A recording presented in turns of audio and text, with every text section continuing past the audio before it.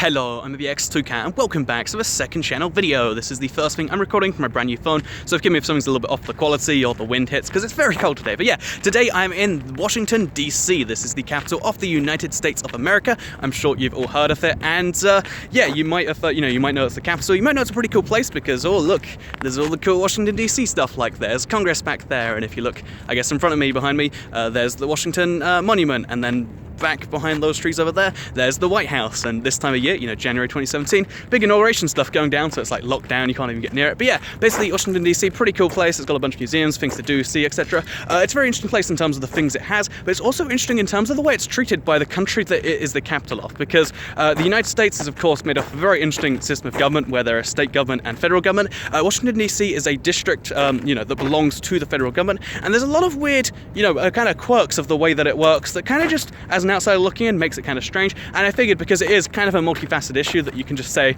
this is kind of weird and wrong, I figured why not explain the full history so you can at least understand both sides and then see why it's a weird situation that needs to have something done. Whether you want to believe on one side or the other, something should probably be done to make this one thing or another thing, and I figured why not talk about what that is in today, or why not talk about the whole thing in today's video. So let's start with the history of by the way, Washington DC, District of Columbia, very, very distinct to Washington State. Washington State is a state by itself. It's just on the opposite side of the country. I don't know why they decided to name that, because the state was named after the district. Weird stuff. But yeah, let's get straight into why the District of Columbia was created and how it got its name and why it's called, Columbia. Again, that's something that confused me for a while, so I figured why not explain that. Because basically, the reason the DC was created as a federal government district was because back when Congress, there were only, again, I think it was 13 states at the time, back when it was just, like a collection of states together, Congress would meet in random cities across those states. So New York City, for instance, or Pennsylvania.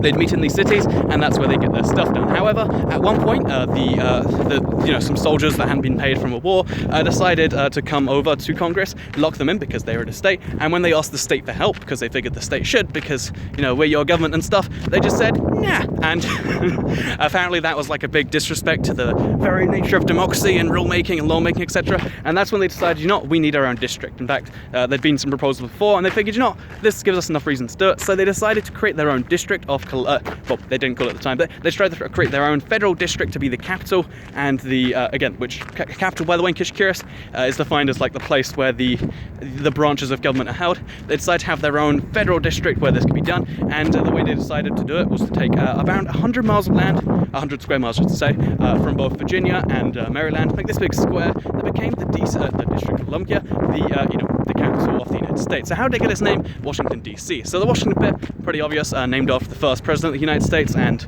very key part in the independence effort, if I'm not mistaken. And the DC, District of Columbia, it's very confusing to look back because now the name isn't used so much, but at the time it was a very romantic name for the United States, like an affectionate name to be like, oh, it's called Columbia. And it's not Columbia as in the Central American country or South American country Colombia, that's spelled with an O. It is Columbia in terms of, again, like Christopher Columbus,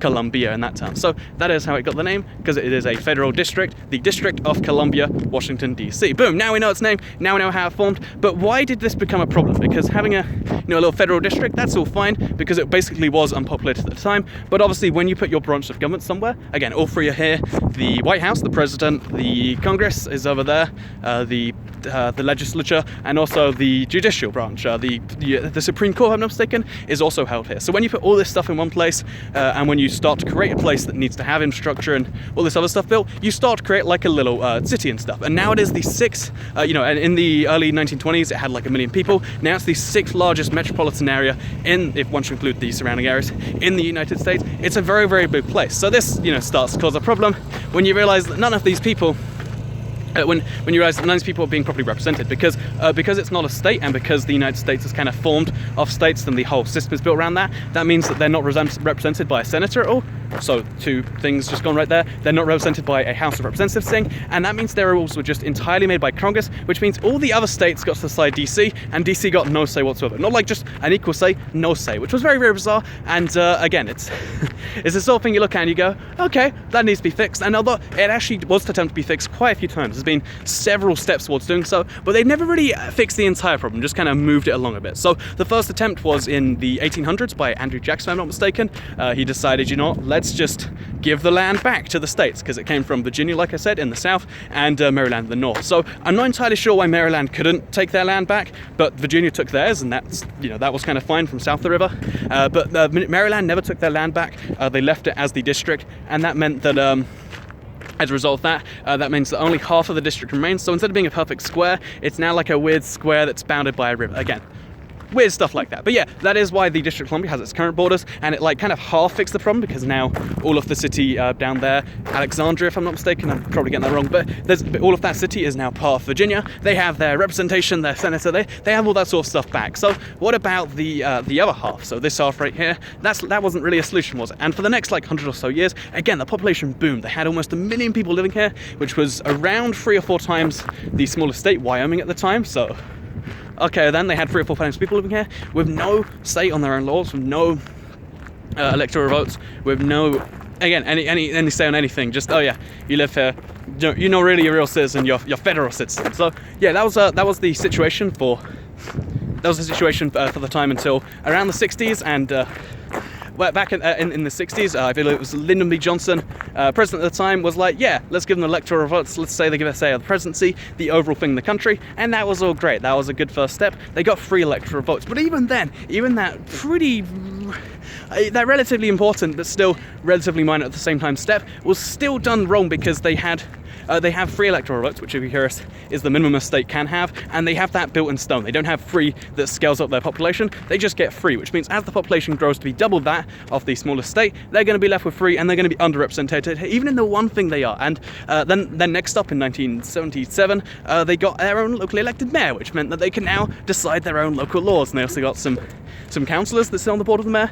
They're elected from the various districts, and yeah, this is like home rule now. Now we can at least control ourselves. We don't get say over the whole country, but we get control over ourselves. But the thing about this directly elected mayor is the override power is still left with the federal government. So this means that if they want to, write our own law about something, although the government tries not to overstep because it's seen as wrong, what they'll do, if their constituents don't like something that DC's doing, just for DC people, they'll just not give them the funding for it. So if they want to do something like that, then they won't do it. So why is this the case? Why have they been left, for so long, not being able to really have control over themselves? They have minor control, but anything major, they just have their power taken away. And why do they still not have full representation in terms of the overarching federal government? So the long story behind this is, the long story short behind this one is like politics. So this is something that you can't, again, everyone wants to be like, oh no, because my side's good and this side's bad, that means it can't be the reason. But no, this is something that both sides do all the time, especially in American politics. I don't know why that's the case, where they're just like, well, DC is the most heavily, I'm not even going to say which side, but you know which side if you actually follow that all. They're very, very heavily on one side of the scale, and because of this means the other side of the scale realize it's just an inherent negative thing for their advantage. So they use, again, this is something that even both parties obviously like the 2-party system, so they strengthen that. And in the same way, no party's going to vote for something that's against their interest. So instead, if you're on the other side of the spectrum, even though there's very minor support for the whole idea of like, oh yeah, let's make it a state, for the most part, the people who actually have the power don't want to make it happen. And that's really just kind of the whole story here. It's like, oh yeah, if we did that, then oh, I took a picture somehow while I was recording. That's kind of cool. But if you give them the power, then 1, they're gonna go all the way to the other party, and 2, the kind of fallback argument, if you're like, oh yeah, if it's not politics, the argument that you can kind of fall back onto is like, oh yeah, well the reason it was created in the first place was because you needed a place that was separate from the states, so the states can overrule. 1, that's kind of less relevant today. 2, is that something that should have more rights than close to 1 million people now? And 3, there's the argument that we could do is to, as the compromise solution, is to make them either a part of Maryland, or you could make all of the District of Columbia minus the very, very, very center, because again, Congress,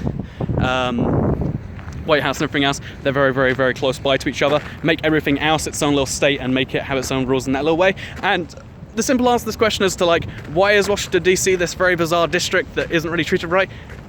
US politics. It's a very confusing place where the solutions aren't necessarily obvious, aren't necessarily advantageous for whoever's in charge, and can't necessarily be passed by whoever wants to do it. And that just means you get to these weird little limbo states where you're just like, oh yeah, we just, our capital's not a state because it's never been a state, and Why would you want to fix it? And it's kind of bizarre, honestly. But yeah, I'd love to hear words down below.